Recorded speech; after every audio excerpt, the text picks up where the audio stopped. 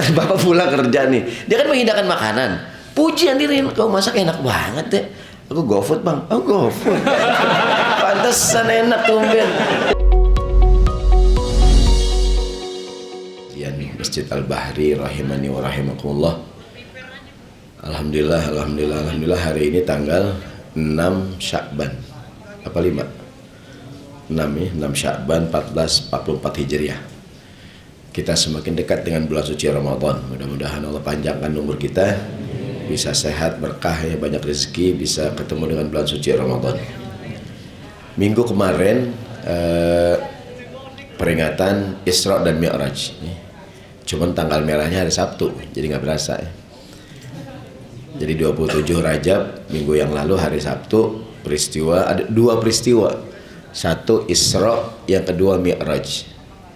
Isra itu secara bahasa artinya jalan-jalan. Jalan di malam hari itu Isra. Mau kemana Pak malam-malam? Mau Isra nih ke Blok M gitu. Jadi Isra itu jalan di malam hari. Mi'raj naik ke atas artinya. Jadi kalau Mi'raj secara bahasa ya, a'raja yu'riju, itu Mi'raja naik ke atas. Mau kemana Pak? Mau Mi'raj nih ke lantai 17. Nah gitu. Jadi Mi'raj itu naik hadirin. Dalam hadis kata Nabi, as-salatu mi'rajul mu'min. Salat itu mi'rajnya orang yang beriman. Jadi ketika kita salat tadi tuh kita lagi mi'raj naik ke langit tuh menghadap Tuhan. Ada 2 peristiwa. Peristiwa Isra itu dalilnya surat Al-Isra ayat 1. Subhanalladzi asra bi 'abdihi lailan minal masjidil harami ilal masjidil aqsa. Itu dalil Isra. Nabi Muhammad diperjalankan dari Masjidil Haram ke Masjidil Aqsa. Kalau dalil Mi'raj surat An-Najm. Surat An-Najm ayat 13, 14, 15. Allah berfirman, "Wa laqad ra'ahu nazlatan ukhra inda sidratil muntaha indaha jannatul ma'wa." Ini dalil Mi'raj. Artinya wa laqad ra'ahu nazlatan ukhra. Nabi Muhammad pernah melihat Jibril dalam bentuk aslinya. Kapan? Di mana? Inda sidratil muntaha. Ketika Nabi Mi'raj, di mana di sidratil muntaha ngelihat Jibril dia dalam wujud asli. Indaha jannatul ma'wa, di dekat surga sebagai sebuah tempat tinggal yang nyaman. Jadi kan malaikat Jibril, malaikat bisa berubah wujud hadirin. Kadang malaikat berwujud manusia ya. Keseringan sih ketemu Nabi dalam wujud manusia. Banyak hadis tuh malaikat berwujud seperti manusia. Kadang-kadang orang pergi umroh, pergi haji, ngaku ketemu malaikat. Ada nggak tuh? Ustadz saya di Mekah keder Ustadz, dari alamat hotel nggak ketemu-temu. Ada nggak tuh? Udah keliling-keliling Ustadz. Tahu ada orang tinggi Ustadz pakai baju putih, dituntun sama dia langsung ketemu Ustadz. Kayaknya malaikat tuh Ustadz. Nah gitu cerita. Padahal petugas haji. Orangnya tinggi Pak Ustadz, ya Arab tinggi-tinggi Pak. Orang saya nengok udah kagak ada Pak Ustadz. Dia banyak urusan ya Pak, emang kita doang ya. Udah kalau dia pergi gitu. Atau jangan-jangan emang malaikat, wallahualam hadirin tuh. Ya enggak? Kan jadi malaikat dalam banyak cerita tuh. Pernah Nabi Muhammad kumpul dengan para sahabat, malaikat datang. Yang cerita Sayyidina Umar, kata Umar tiba-tiba ada orang yang rambutnya rapi banget, bajunya putih banget, bajunya bersih banget, penampilannya keren, necis gitu kan. Kata Umar, kalau dia orang dekat kita kagak ada yang kenal. Kalau orang jauh nggak ada bekas-bekas, pergi jauh hadirin. Kan orang musafir ada nggak bekasnya? Bajunya lecek, mukanya lecek hadirin, gitu ya. Ini kok tampangnya rapi banget, berarti kan orang dekat hadirin. Kalau orang dekat kita nggak ada yang kenal gitu. Tahu-tahu duduk di depan Nabi, nanya apa itu iman, apa itu Islam kan? Apa itu Nabi jawab? Kapan kiamat, cirinya apaan, gitu kan? Tapi anehnya kata Umar, Sayyidina Umar, setiap dia nanya apa itu Islam, kan kata Nabi Islam itu engkau syahadah, sholat, puasa, dia selalu bilang kamu benar wahai Muhammad. Ini orang aneh banget ya. Dia nanya dia yang jawab gitu. Nih bapak di depan ya, ada nanya alamat bapak gitu. Bapak nanya Pak, kantor itu mana ya Pak? Kemudian Kelautan Perikanan. Ini dia nih, bapak benar. Mister kaget tuh. Mister Money. Jadi kata Umar, nih orang aneh banget. Dia nanya, dijawab, "Bab kamu benar ya Muhammad." Ternyata begitu orang ini pergi kan, kata Nabi, Umar tahu nggak siapa barusan? Kata Umar, Allahu wa rasuluhu a'lam. Allah yang lebih tahu dan Rasulnya. Kata Nabi, innahu Jibril. Yang datang barusan adalah, maka ini hadis terkenal dengan nama hadis Jibril. Jibril datang dalam wujud innahu Jibril. Jibril kata Nabi, datang kepada kamu mengajarkan tentang agama kamu. Entah di antara pelajarannya adalah Jibril ketemu Nabi wujud manusia, datang dalam keadaan rapi nggak, Den? Rambutnya rapi, bajunya bersih. Kata para ulama, itulah di antara adab berilmu, adab ngaji, Den. Jadi adab ngaji itu kalau belajar penampilannya harus rapi. Sekolah kan, kenapa anak kita rambutnya disuruh rapi, ya kan, baju dimasukin, itu adab berilmu. Nggak kayak kita zaman SMA, kita kan buku kita lipat kantong belakangnya tuh. Zaman dulu tuh kita ya, ini kerah baju ditekin gitu ya. Zaman dulu tuh, ya kan. Oh, supaya ngajarin lah. Ya. Nah, kata para ulama di antara pelajaran hadis Jibril kalau belajar berpenampilan yang rapi gitu. Jibril datang kepada Nabi kan rambutnya klimis, rapi banget gitu. Termasuk nanti kalau yang umroh tuh adab di Masjid Nabawi, hadirin, adab itu pakai baju yang rapi. Ini kadang-kadang ada orang umroh tuh hari pertama, hari kedua kan pakai kaos oblong doang, hadirin, sama celana lenong tuh, celana yang batik, hadirin tuh. Orang Mekah aja, orang Madinah ke Masjid Nabawi rapi banget, hadirin. Ini orang kita kaos oblong, hadirin, kain sarung selempangin kayak di rumahnya begitu. Dia lupa. Saya kadang-kadang nih barang bapak-bapak nih kurang rapi, NKRI. Ya kan, NKRI harga mati adanya. Saya kalau mau jamaah umrah bilang, bapak-bapak, kita kan dari Madinah mau ke Mekah nih ya, mau tawaf sa'i. Jangan lupa, mohon maaf, bulu ketek cukur. Kan kita labaikul malabaik. Tawaf, hadirin. Gondrong ini, waduh. Itu NKRI, hadirin tuh, ya enggak? Dari mana itu? Jamaah gondrong banget. Indonesia gitu. Nah, maka saya juga bilang, karena kita kan membawa nama bangsa, ya enggak, tuh mesti yang rapi. Baik, kita kembali. Jadi kalau peristiwa Isra itu di surat Al-Isra, kalau Mi'raj di surat An-Najm. Nabi melihat Jibril inda sidratil muntaha dalam wujud yang aslinya. Baik, peristiwa Isra Mi'raj kita ambil pelajaran hari ini. Ada teori namanya teori the dark hour. Teori kegelapan yang paling gelap.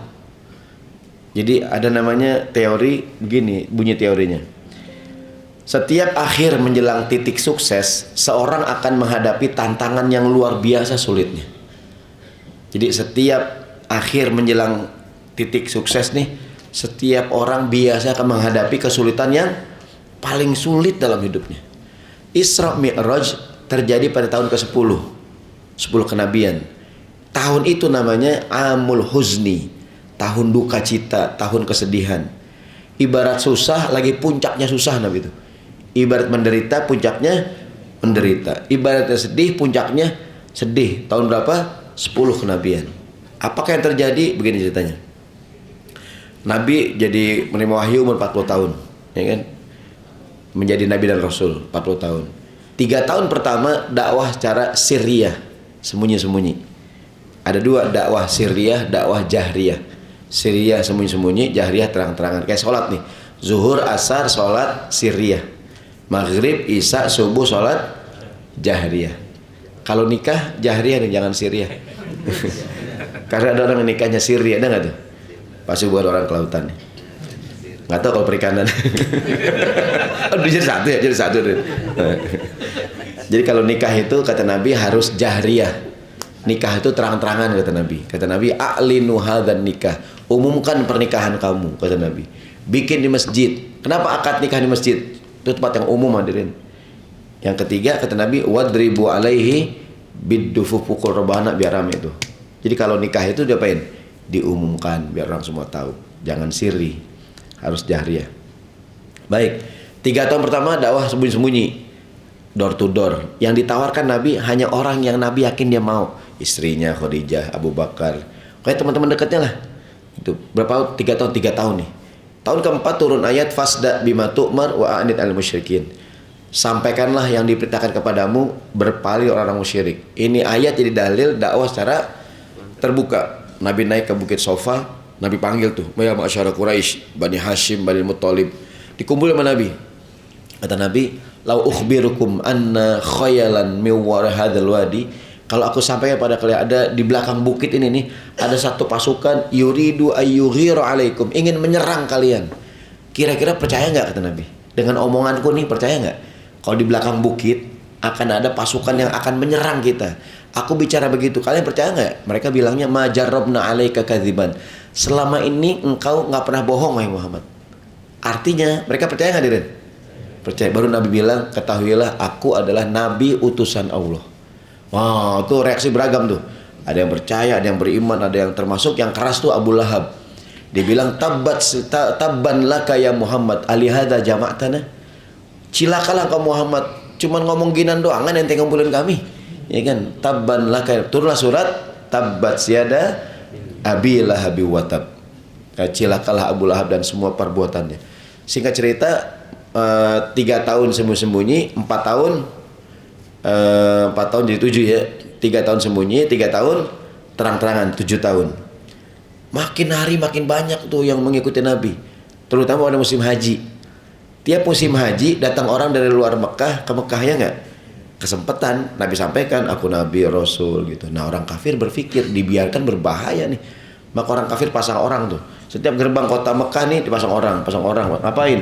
Provokasi. Hati-hati, di Mekah ada orang ngakunya Nabi, namanya Muhammad, innahu sahir, dia penyihir, dia bahkan majnun, dia orang gila, yang dengerin omongannya. Negatif campaign ya, iya nggak tuh? Ini kan black campaign ya adanya gitu.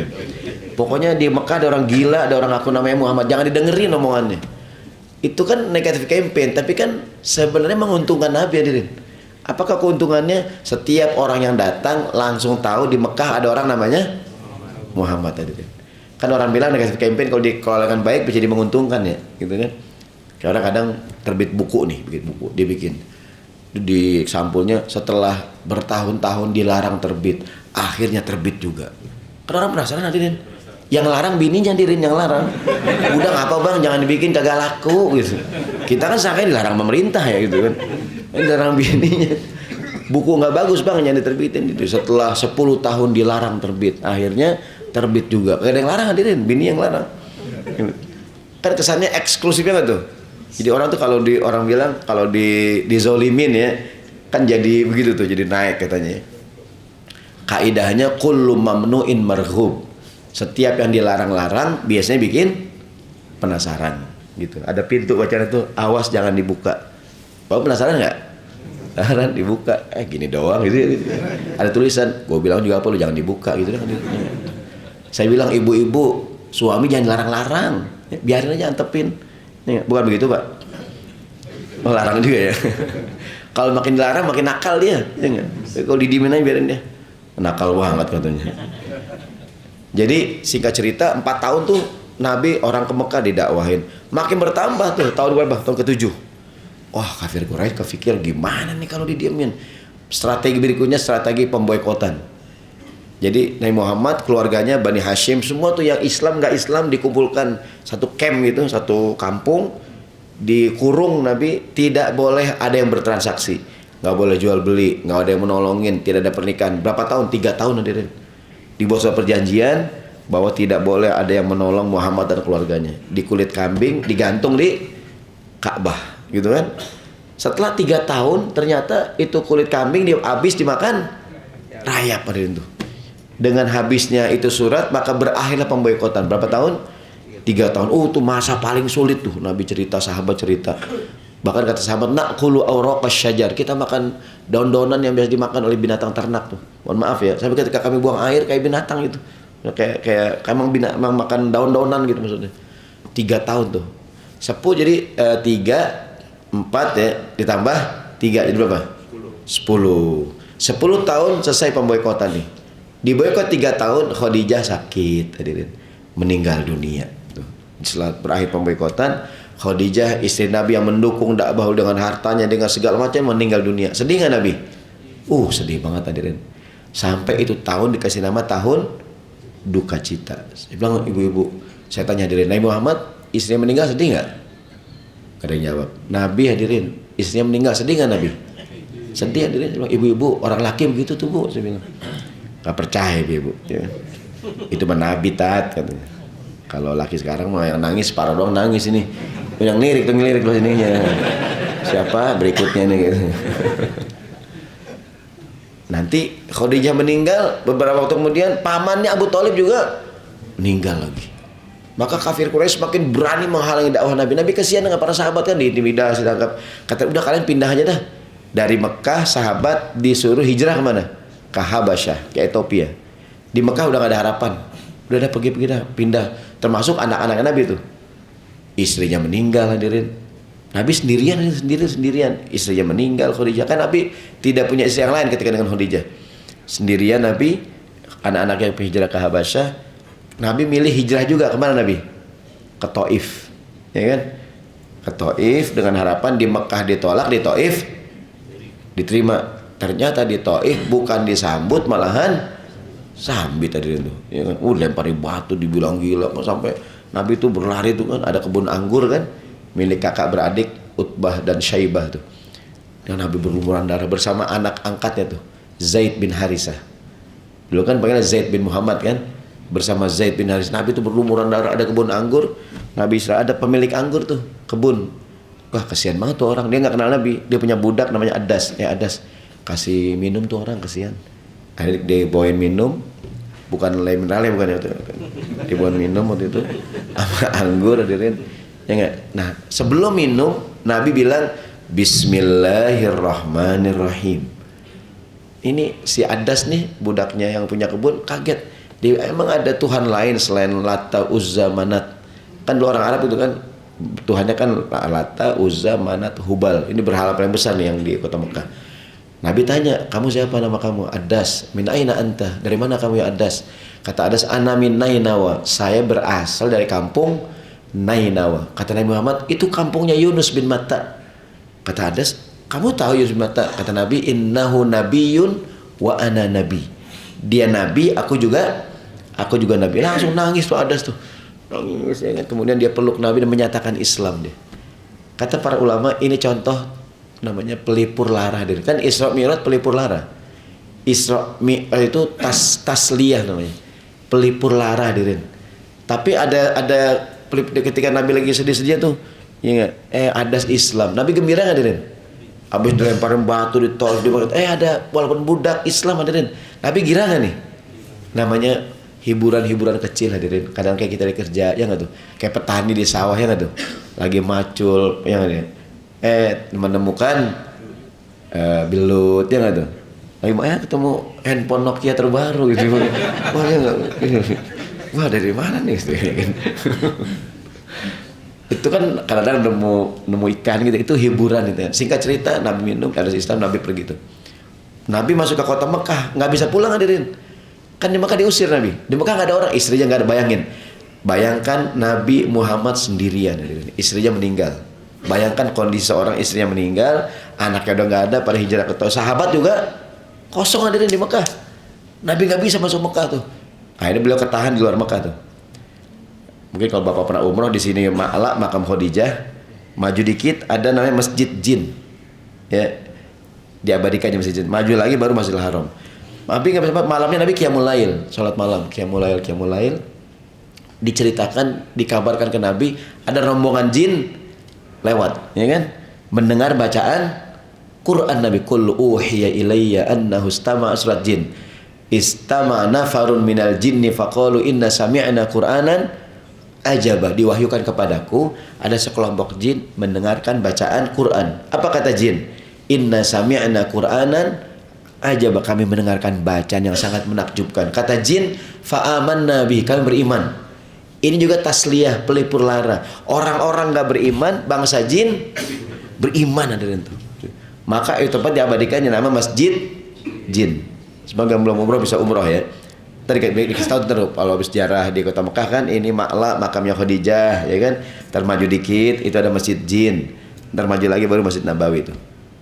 Singkat cerita, gimana kok Nabi bisa pulang ke kota Mekah? Nah, orang Mekah itu para tokoh, para elit punya hak spesial, namanya hakul jiwar. Hak untuk memberikan perlindungan pada orang yang ingin dia lindungi. Ini dimiliki para tokoh tuh, para tokoh, para elit, ya kan?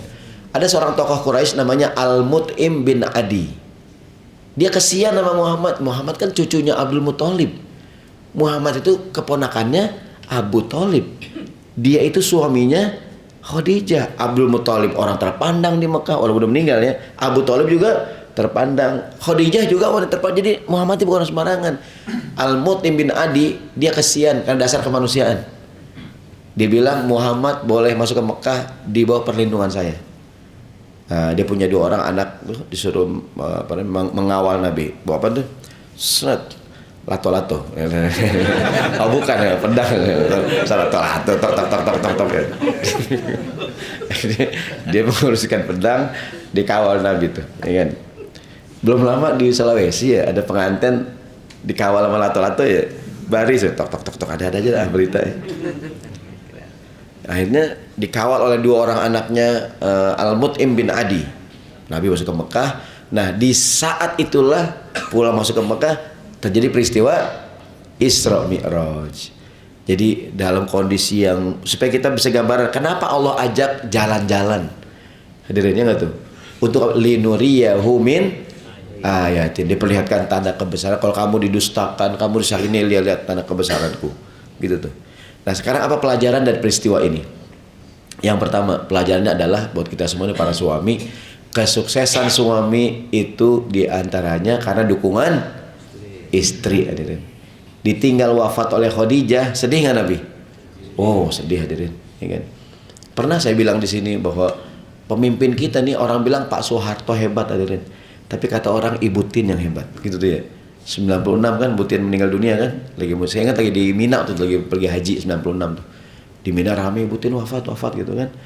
Qadarullah 97 ada peristiwa itu ya, dan beliau turun. Orang bilang Pak Habibie hebat, kata Pak Habibie almarhumah Ibu Ainun yang mendukung dia, iya nggak tuh? Begitu Ibu Ainun meninggal, Pak Habibie sedih nggak hadirin? Oh sedih tuh. Orang bilang Pak SBY hebat, kata Pak SBY almarhumah Ibu Ani hadirin tuh yang mendukung dia. Siapa yang paling hebat hadirin? Bung Karno hadirin. Banyak yang mendukung hadirin. Ternyata tuh semakin banyak yang mendukung semakin ini pelajaran jarang diungkap gitu. Maaf. Tapi ada satu fenomena menarik ya. Hampir semua presiden kita pasangannya meninggal duluan hadirin. Ya Pak Soeharto ditinggal Ibu Tin ya kan, Pak SBY ditinggal Ibu Ani, Pak Habibie gitu ya. Sampai Ibu Mega ditinggal wafat suaminya itu ya. Mungkin pasangannya kepikir ya Allah laki gue jadi presiden capek nih. Mungkin itu ya Allah lebih soblah. Jadi kita kembali bahwa laki-laki waro kulli rajulin azimin imra'atun azimah, di belakang laki-laki yang hebat ada perempuan yang hebat. Behind the great man there is the great woman. You understand? I am no. Banyak tuh orang yang hebat, di belakangnya ada perempuan yang mendukungnya tuh. Maka pelajaran pertama buat kita hadirin, kita para suami janganlah kita melupakan peran istri kita tuh. Kita kan berangkat kerja pagi-pagi taunya baju rapih ya hadirin. Ya kan, sepatu ada, kaos kaki ada. Kaos kaki gak ada kita marah-marah ya nggak tuh? Kan malas-malas kamu di mana kok ngamuk-ngamuk kita. Pulang kerja berantakan marah-marah hadirin ya nggak tuh? Betul nggak hadirin? Apa saya doang kali? Sama kayaknya ini ya. Kita tahu berangkat kerja baju rapi ya nggak, baju rapi siap beresin. Istri kita nih tuh malam-malamnya baju kita masih basah dijemur belakang kulkasnya kan, ya kan, biar kering, dipanas-panasin ya, dipanas-panasin pakai hair dryer buat bos suaminya kerja. Betapa besarnya peranan seorang istri hadirin tuh. Besok bulan Ramadan hadirin, paling sibuk siapa paling sibuk? Istri kita hadirin. Kita kan sahur bangun setengah 4 langsung makan. Istri kita bangun jam berapa? 2, jam 3, jam 2 ya nggak? Ya kan? Dia nyiapin sahur, nyiapin buka. Kita kagak mikir hadirin. Ya nggak? Istri kita lagi sahur mikirin buka, ya kan? Lagi buka mikirin sahur. Lagi sahur nanya, ntar buka sama apaan mas? Ya nggak tuh? Lagi buka nih nanya, ntar sahur mau apaan? Dia selalu, tapi tiap dihidangkan itu lagi ya, telur dadar ya. Dia selalu nanya nih Rin. Tapi begitu keluar itu lagi. Telur ceplok amir rebus. Nugget dah. Kita mau protes, dia yang masak ada. Bapak sama begitu aja kan. Istri kita begitu, selalu dia nanya, ntar bukanya mau apaan, sahur mau apaan. Keluar itu lagi. Besok dia nanya, mas, kamu sahur mau apaan? Kamu nanya. Nanya doang. Ya kan? Tapi itulah perempuan adanya, dia peranannya besar. Jadi Isra Mi'raj mengenang Khadijah, bahwa di antara pemicu Isra Mi'raj adalah wafatnya Khadijah radhiyallahu anha. Jadi Nabi dalam kondisi yang luar biasa sedih. Maka kita ini para suami, kadang-kadang istri cuma pengen dengerin hadirin. Ya enggak? Jadi kalau istri kita cerita dengerin aja udah. Saya bilang ibu-ibu kalau suami lagi cerita, ibu jangan protes, jangan mutusin, dengerin aja udah. Kadang-kadang suami cerita, Mas udah 3 kali Mas kamu cerita, aku udah tahu. Kata suami, kalau ngomong dengerin aja udah. Ya. Jadi hadirin saya bilang ibu-ibu kalau suami ngomong dengerin aja udah, ibu udah tahu, pernah nggak tahu. Suami juga sama Pak. Kita kalau istri kita cerita, kita tahu, kita pura-pura nih kisah nyata nih, mohon maaf. Beberapa minggu yang lalu ya, mohon maaf ketika kasus Sambo nih kan pengumuman tuh. Yang sidangnya pagi kan, yang beliau dijatuhi hukuman mati ya. Saya kan pulang ajar jam 2 dari pulang ke rumah. Pas buka pintu, istri Bi, sama dihukuman mati Bi. Dan mati saya kan gue juga tahu, gue kan megang handphone. Kan gue juga tahu, cuma kan saya pura-pura. Yang benar nih, iya, enggak benar. Yang benar, iya. Oh iya, ya Allah, kan istri saya girang. Laki gue nggak segitu dirinya enggak. Jadi kalau istri kita cerita, kayak anak kita, kadang anak kita tebak-tebakan. Kita udah tahu, pura-pura nggak tahu dirin. Sepeda girang. Kata anak kita, ayah, bis apa yang enak? Kan biskuit ya. Kita pernah tahu apa ya, bis apa ya? Bis kota bukan. Apaan? Biskuit. Ya, ayah nggak tahu. Nah, dalam hati WK. Itu kan jadul banget ya. Ya, gue udah tahu juga. Cuma biar anak kita girang, hadirin. Biar anak kita girang. Jangan kita potong, biar nanya. Ayah, binatang apa yang kaya? Apa ya nak? Ayam. Bukan ayah, kambing. Bukan. Apa dong? Beruang. Oh iya, mereka. Itu kan jadul banget hadirin deh nggak? Cuma biar anak kita girang hadirin, kita ya aja udah gitu. Termasuk istri kita kalau dia cerita dengerin. Dalam hati aku udah tahu. Ya. Jangan kita potong hadirin. Bener nih. Bener Beb. Iya. Yeah. Supaya istri kita girang hadirin. Ya nggak girang. Ntar bapak pulang kerja nih, dia kan menghidangkan makanan. Puji hadirin, kau masak enak banget deh. Aku GoFood bang, oh GoFood. Pantesan enak tumben, ya nggak? Biasanya adem banget. Tapi walaupun dia beli, kalau kita puji dia senang hadirin. Kamu tuh kalau beli selalu enak deh. Ya aku kan tahu masa enak-enak, iya dah, ya nggak? Gitu hadirin, karena kita tuh sukses gara-gara dukungan pasangan kita hadirin. Mohon maaf, jangan marah hadirin. Jangan lagi susah sama istri kita, udah senang dengan perempuan yang lain hadirin. Ya enggak? Pasti bukan KKP, bukan hadirin, enggak ada sini. Takut sama bininya semua hadirin. Jangan sampai lagi senang, lagi susah sama istrinya, begitu karir sukses, punya duit dengan perempuan yang lain, jangan hadirin. Ya enggak? Jadi istri kita yang menemani kita dari zaman ngontrak nggak ada pintunya, nggak? Lu ngontrak nggak ada pintunya susah ya nggak? Sekarang nah kan kamar mandi pakai horden nol gitu susahnya tuh, ya kan? Sekarang mulai karir, mulai baik hadirnya nggak tuh? Mudah-mudahan susah bersama istri kita, senang juga bersama istri kita. Jadi betapa besarnya peranan istri dalam kesuksesan suami. Kadang begini, banyak banget suami-suami laki-laki yang punya potensi yang besar hadirin, tapi tidak berkembang lantaran tidak mendapatkan dukungan dari istrinya. Atau sebaliknya, banyak banget perempuan yang hebat-hebat hadirin, namun tidak berkembang potensinya gara-gara tidak mendapatkan dukungan dari suaminya gitu tuh. Maka harus saling mendukung, membackup gitu. Maka saya ambil pelajaran ini nih bahwa kisah Isra Mi'raj itu mengenang Khadijah radhiyallahu anha. Mudah-mudahan kita tambah sayang kepada keluarga kita hadirin. Wabil khusus besok ini Ramadan ya. Kalau ada rezeki beliin kompor yang baru hadirin. Ingat. Kesian bini kita kompor cetek kagak nyala-nyala ini. Biar dia girang besok ini Idul Adha Ramadan, beliin mungkin perlengkapan dapur yang baru dah ya enggak? Panci kayak apa kayak hadirin, biar dia girangnya tuh. Ini sih aku beli apa kayak punya biar dia masak semangat hadirin Ramadan nih. Demikian semoga ada manfaatnya. Allah berikan keberkahan buat kita semua, sehat panjang umur. Selalu ketemu lagi di kesempatan yang akan datang. Al-Fatihah. A'udzubillahi minasyaitonir rajim.